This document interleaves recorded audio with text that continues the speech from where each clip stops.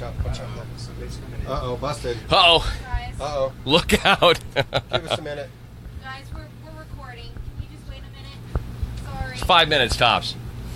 Hey, what's going on? It's Jave and Andy from Two Dudes Reviews and Josh Katz, live in the flesh. How the heck are you, buddy? I'm good. How are you? We're doing awesome. I got to say, the last time we saw each other was kind of a weird, it was a Skype interview online that you did from home. You still had, like, your homemade lighting rig in the background, which was kind of funny. I still had dark hair, right? Yes. Yeah. It was a trip. Well, congratulations on everything. I mean, Ghost, just such an immediate hit. Tell me about the writing of that. And I know when we talked the last time, I asked, do you know how big this song is going to become? And you're like, I'm ready for anything. Did you think it would become number one for as long as it's been? I feel like, if I'm not mistaken, that was the first interview we had done after it came out. Yeah. Right? Uh-huh. I think it was the very first one. Yeah. And we had no idea what we were in for. Yeah, we were pleasantly Very cool. surprised. Yeah. Now, the Jester now climbing the charts, right? It's brand new. It just came out, but and that's the song that we requested in Vegas, and you were like, "Oh, how do you know about that?" Was that a surprise to you to hear somebody ask for that song? I don't remember that. Wow. I play a lot of gigs. Dude, Yeah. it was the Happens Vegas thing in that little tiny bar with like 50 of us. The radio event in Vegas. yeah. And you guys requested the Jester like while we were on stage? You screamed at it? Yeah. Yes, I was screaming after it you out. played the Ghost, we were like, play the Jester. And then my real question, the other song, right? It's not on the album. Move Me is flipping credible. It's unbelievably moving. Can you tell us why that song is not on the record? Because it didn't make sense to be on the record. It was already out technically on YouTube. Like, it was never officially released or anything like that, but it was already out and put out into the world. And when I put it out, I made this big statement about how I'd never wanted to see this song worked at radio. I didn't want to treat it like a product. I just thought it was a special creative bit that I wanted people to have, and that was that. Yeah. And we talked about it maybe going on the record when we were coming up with it, but also it, like, lyrically didn't make sense. There's a real theme happening with this album, and it didn't belong.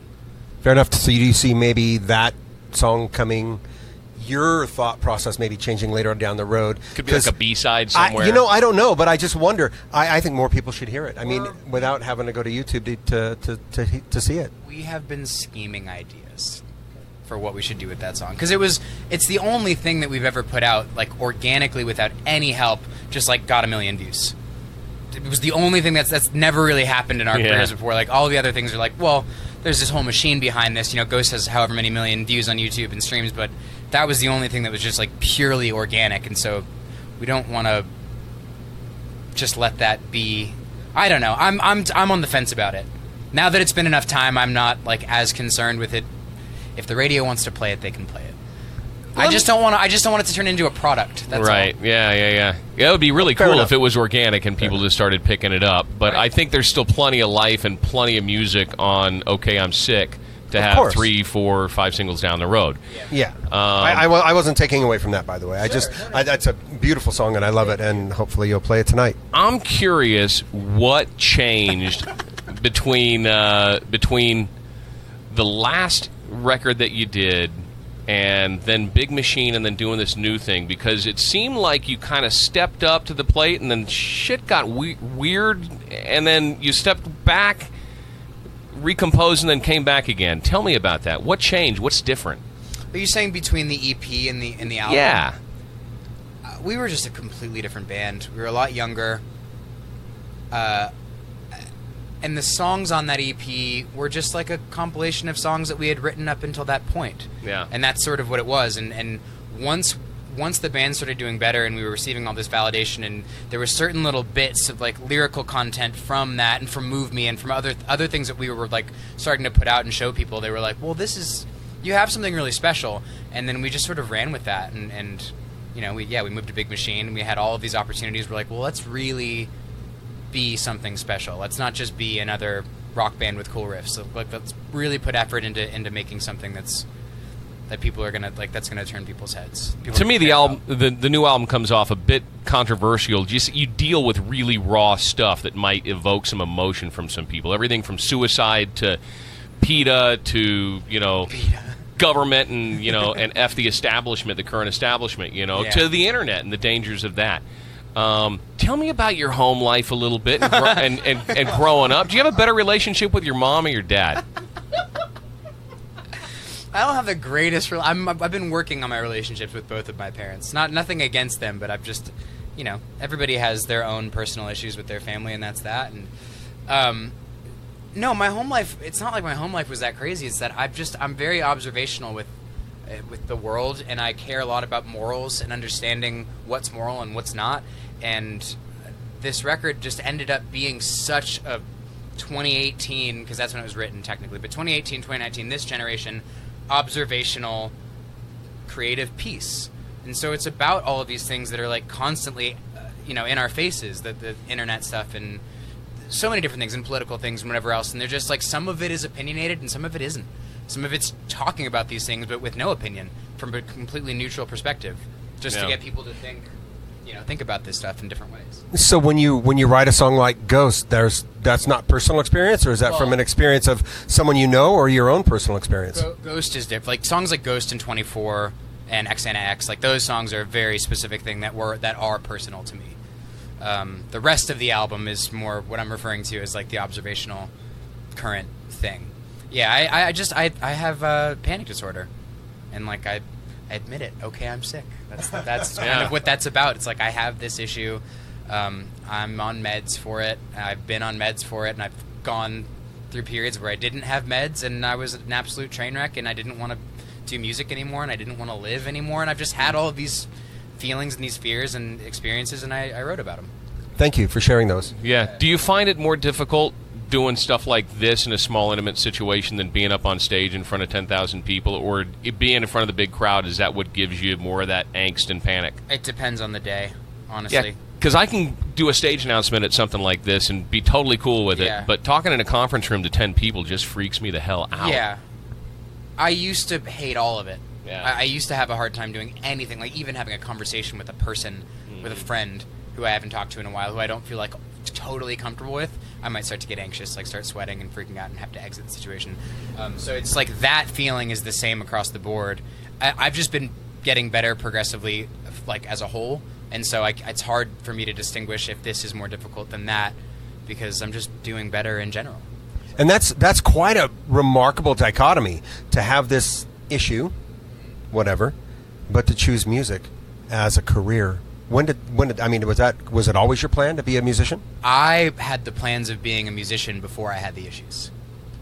Huh. So wow. I didn't grow up with these problems. That's crazy. They hit me at like 17, 18, Okay. 19, 20. Were you a popular guy in school? So popular. Are you serious? No, dead Okay, serious. yeah. Like very popular. I was homecoming prince. I was. Nice. I was kind of a That's dick, awesome. but Yeah. like in the most of the popular guys are. Yeah. I think I'm less of a. No, I'm still kind of a dick. I don't know. I'm more conscious about it now. Yeah. But yeah, I was, and then I got out of high school and realized I wasn't the shit. Yeah. And real life was big and scary, and then I started having these anxious fits, and then that went away for years, and it came back again 5 years ago or something. Wow. 4 years ago. Yeah, so say your voice is shot tomorrow, or you lose your musical My voice is shot aptitude. today, by the way. What would you be doing if it wasn't for music? Building things. Okay. Yeah, because you built most of the stage and most of your Yeah. setup out on going out on the road. It's anything creative, honestly. I would be doing something creative. Like I was just thinking about this because recently we ordered all of these new lighting pieces from like this Chinese manufacturer that I've been bartering with back and forth. It's been a whole thing. It's been really fun.